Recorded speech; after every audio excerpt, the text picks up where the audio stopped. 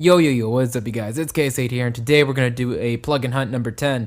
So, these are the plugins we'll be looking at here. So, this middle one right here is actually a standalone software, so this one's not even running inside of Ableton. This is just a standalone software. There's also a website for it, but you can also download a standalone version of it. So, this one is pretty much my favorite one, so this is probably going to be the really cool one of this episode. And the other two, which you can kind of see behind it, which will, if I click on them, will make this window go away because it's going to hide under Ableton. But this one's basically a chorus, and this one's pretty much my favorite free chorus plugin I've ever seen. I think it's just really awesome and really easy to use, and it really gets the chorus effect done right on certain things. And then there's this one that's just a channel strip. So, of course, like in all these videos, all the links will be down below. All the software and plugins I'm showing you this week, they are all Mac and PC. So let's get started. So let's start off looking at the BFXR. So this is pretty much my favorite 8-bit piece of software ever. If like I had to make an old retro style 8-bit game, I would pretty much just use this. So this, I don't know if there's a version of this anywhere that works inside of a DAW, but basically it's a standalone software. You could just use the website. And this is Mac or PC. It's pretty easy to use alongside your DAW. You export the waves. You can also save and load presets that you make. And basically, to get started, you have the left side here, which gives you various different types of sounds, pretty much just like the envelopes of sounds. So it's like coins, lasers, explosion power-ups, hit, hurt, jump, those kind of things. And you can change so many of the parameters and the wavetable type of settings. So the cool thing about this is when you play a sound, it remembers it for you. So like, for example, just to show you some of the sounds, like coin pickup.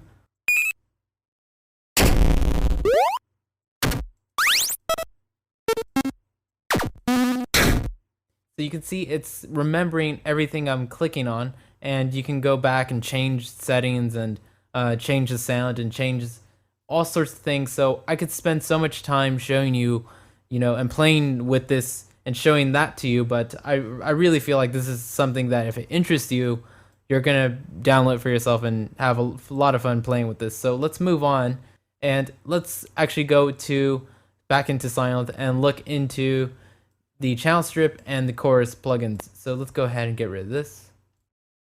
So what we'll do here is basically I have a Sylenth patch right here in the back, just playing a chord. And what we're gonna do is just play around with this channel strip. So this channel strip was made to sound pretty much like a classic British 60s console. So you get a lot of interesting things here. So you might think it's a very basic plugin, but the sound is really nice and authentic. So we have some modes here. So we have a LS mode, which means lock sides. So basically when we turn this, the sides will turn together. And then we have a stereo mode, which just lets us control the sides differently, so something like that. And then mono, which just means we basically just lock sides again, but we can only hear this in a mono version. So that's pretty cool. And then we have pop and classic. We have inputs, so kind of like analog gear. The more you drive up the input, the more it gets a little bit, depending on the tubes or the circuitry of the hardware, it becomes a little bit more saturated and driven. So that kind of works the same here, which I'll show you in a sec. And of course then you have output, and then a lot of presets that you can save and load, I think. So yeah, you can save here. I was just not sure about that for a second because I just got this one. So let me quickly just play you the patch that I have in the back, just kind of a standard little Sylenth chord thing. So something like this. So we have both of these plugins off, and then I'll turn it off so we can hear and play around with the code red.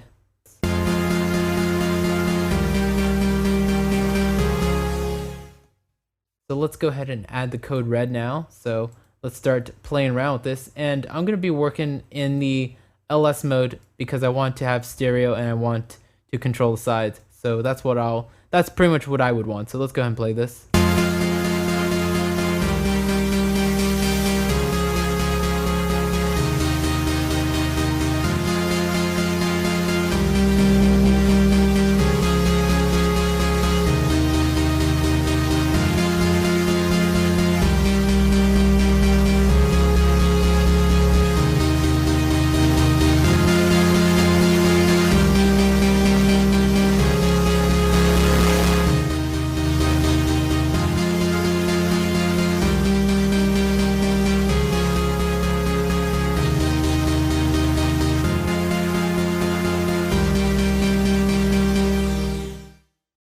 So it has a lot of character.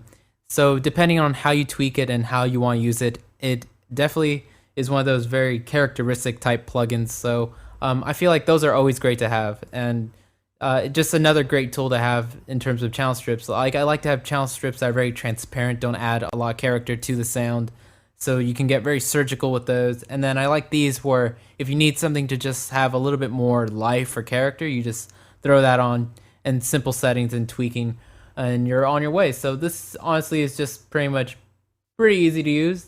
As you can see, there's not a lot of parameters, and everything is pretty obvious what it does. So let's move on now to the multiply. So this is pretty much my favorite chorus ever.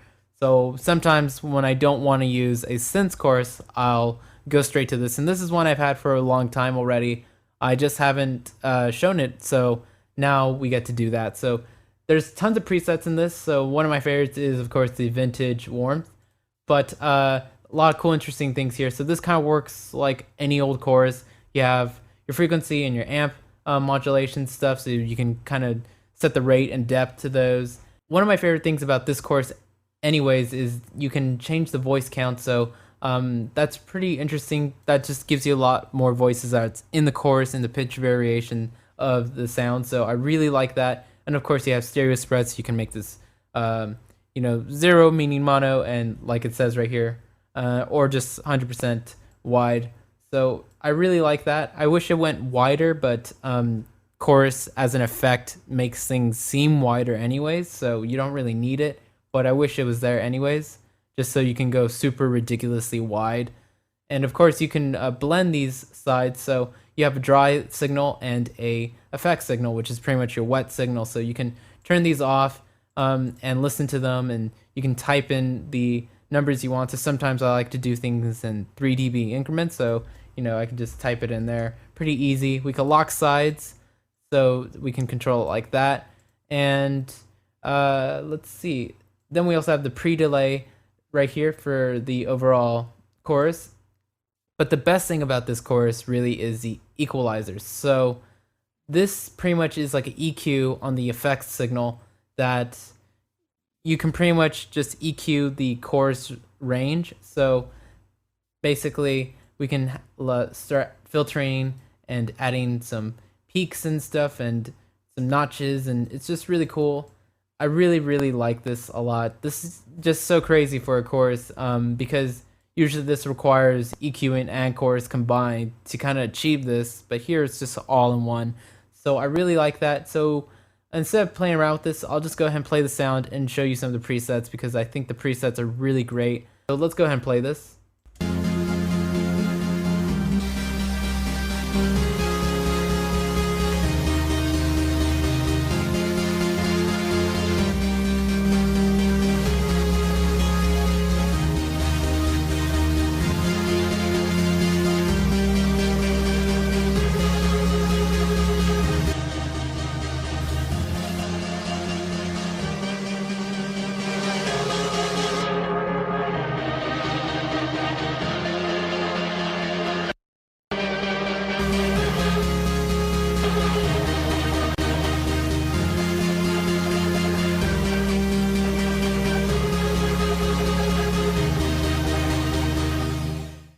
So that's everything I wanted to show you guys in this episode. So be sure to click down below, get those links that are in the description for all the plugins I showed you, and also the playlist if you've missed some of the other episodes where I've talked about other plugins. And hopefully you didn't mind that I talked about the BFXR, because it's a standalone piece of software, not a VST, not a plugin. So if you guys want, we can kind of go into some of that kind of stuff in other episodes, kind of talk about standalone softwares, because I think those are pretty interesting and it's music related. So you guys let me know. But thanks guys for watching, and of course,